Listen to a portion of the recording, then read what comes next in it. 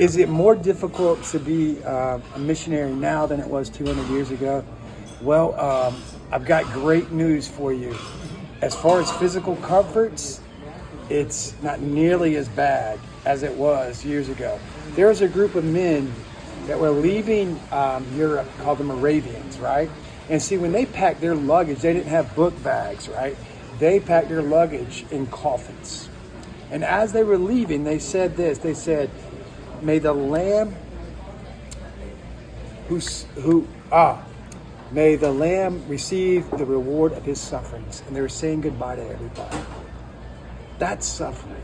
But is it really suffering if you already commit your life to the Lord? I don't think so. When you go overseas, your main focus should be, this is all for Jesus, not for me. But I want to tell you this, he still looks out for you. He still covers you. Because those Moravians were even part of leading John Wesley and Charles Wesley to Christ. So is it more comfortable? Physically, it's always hard. Africa was incredibly hot and sand was everywhere. But there's always coffee people and there's always Red Bull. And they have a vast, endless supply of Coca-Cola products.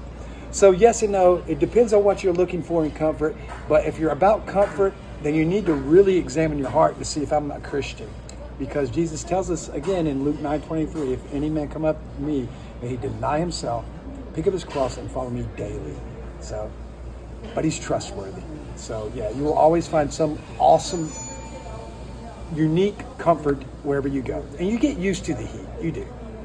So yeah, so it's that's a tough question. It depends on your focus, but I think that it is much more easy today than it was 200 years ago because you're not carrying your bags in a coffin.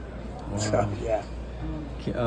A follow-up question to that is, are there things that you, like products that you, because you mentioned a lot of American products, right? Because of world commerce and, you know, and trade and all that. And are there things in other countries that are only sold in those countries that you found comfort in because maybe a certain food that you liked or drinks or whatever? Maybe it might have been of fabric that you slept on, or it could be anything that you wouldn't find here in America.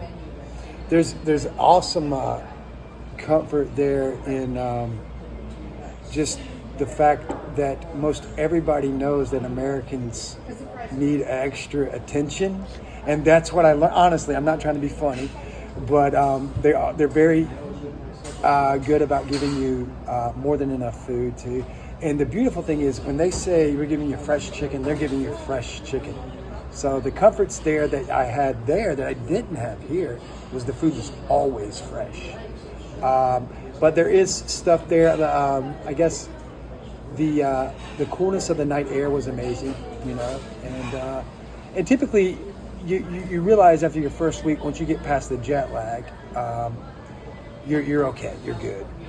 But just always have hand sanitizer. So that's good. And baby wipes. So yeah. No kidding. Yeah, no kidding. That's a good thing to have is baby wipes. Yeah.